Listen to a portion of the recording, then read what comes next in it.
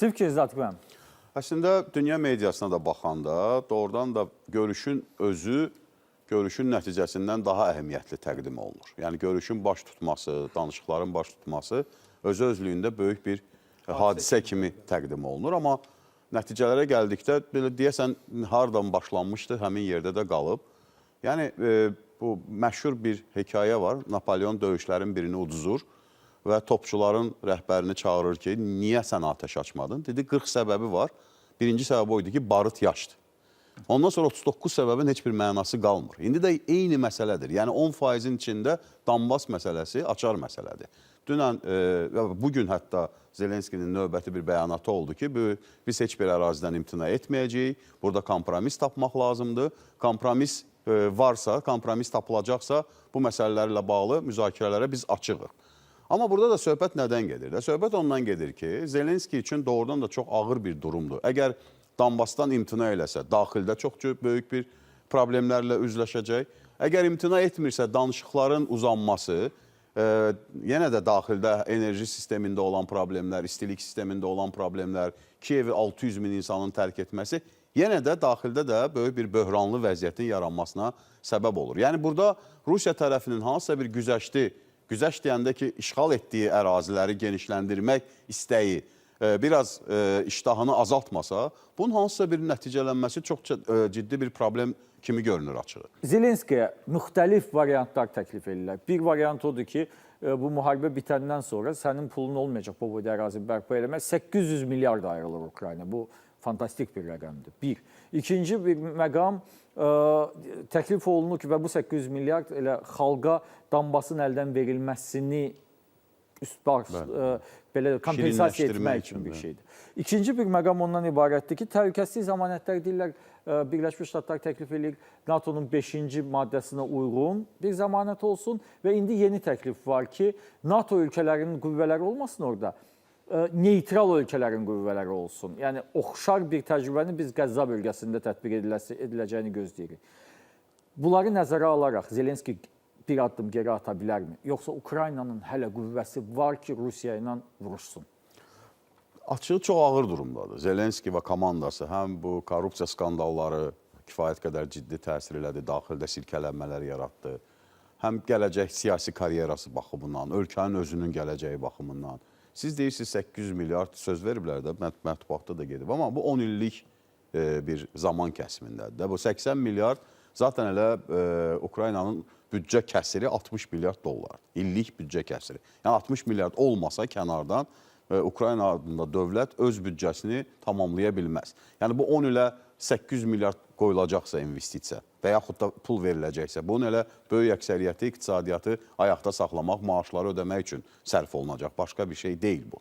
İkinci bir məsələ, mənə elə gəlir ki, burada belə bir Rusiya tərəfinin istəklərindən biri də odur ki, o bufer zona adlandırdıqları, hələ öz doktrinalarında işğal etmək istədikləri və əllərində saxlamadıqları bölgələr də var.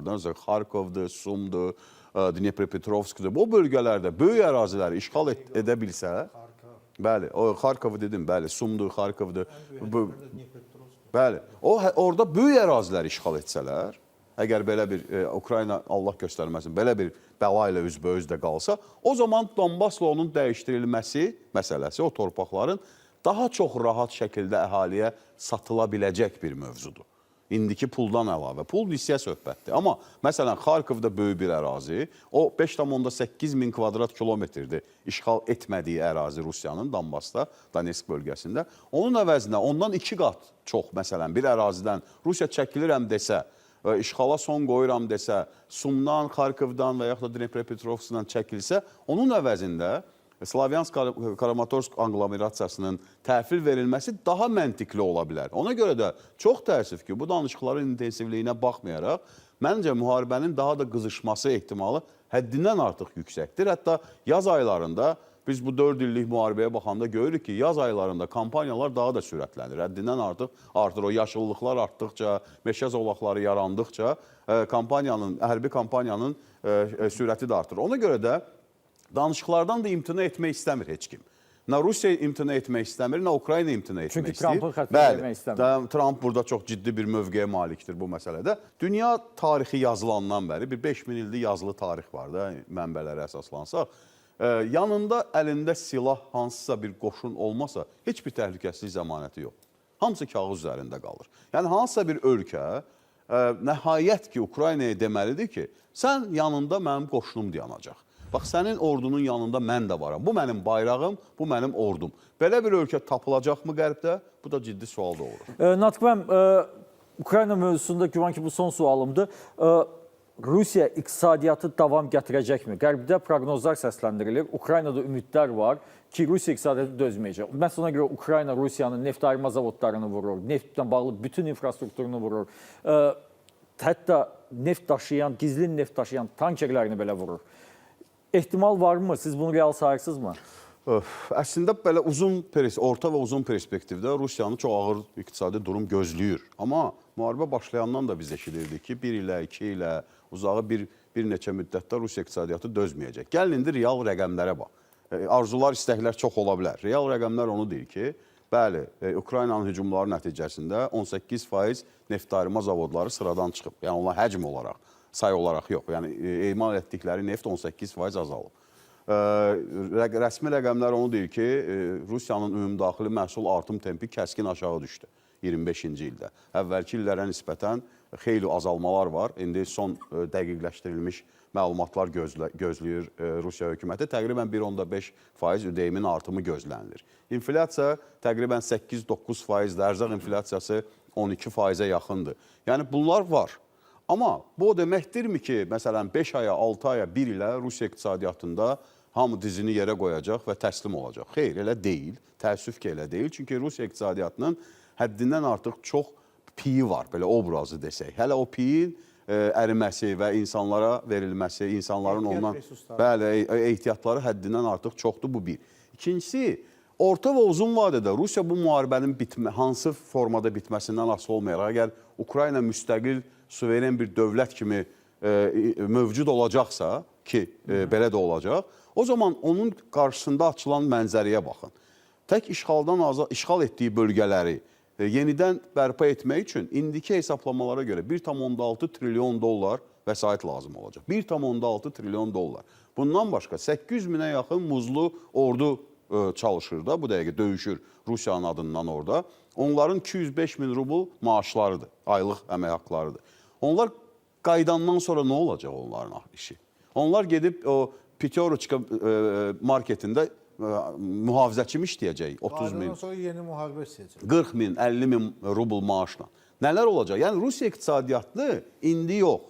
Bir müddətdən sonra, hətta müharibə bitəndən sonra ki, çox böyük təhlükələr və çox böyük dalğalar gözləyir. Yəni, bunu Rusiya iqtisadiyyatını bilən və orada ağlı başında olan alimlər də belə artıq çox belə yüksək səslə olmasa da belə dilə gətirməyə başlayıblar. Natiq müəllim, sizin fikriniz, Azər müəllim söylədi ki, vurma ehtimalı azdır. Ədalət müəllim dedi ki, bu qədər ordu yığılıbsa vurulacaq. Zaur müəllim də dedi ki, fürsət gözləyirlər. Bəlkə vurdular, bəlkə yox.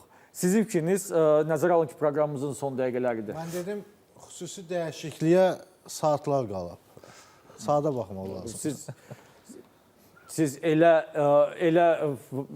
ifadə elə dediniz ki, bunu o tərəfə də yazmaq olar, bu tərəfə də yazmaq olar. Buyurun. Əslində, məşhur ifadədə deyildiyi kimi deyir, xoş söz və əlində pistolet olanda daha yaxşı təsir göstərir. Söz deyilən ünvana. İndi bu kontekstdən yanaşsaq, təbii ki, danışıqların getdiyi sir deyil. İndi İran tərəfi imtina etsə də, boynuna almasa da sir deyil, danışıqlar gedir. Və danışıqların effektivini artırılmaq üçün bu mənzərənin yaranması, bu qədər qoşunun oraya yığılması təbii ki, İrana psixoloji tərəfdən çox ciddi təsir göstərir. Yəni, vurmaq problem deyil də. Məsələn, çox güman ki, ya istirahət günlərinə belə bir əməliyyatlar salınır ki, birjalara çox ciddi təsir göstərməsin. Bir əməliyyatla vurula bilər obyektlər, amma sonra nə olacaq? Bu rejimi gücləndirəcəkmi, gücləndirməyəcəkmi? Ortalıqda başqa hansı problemlər yaşanacaq?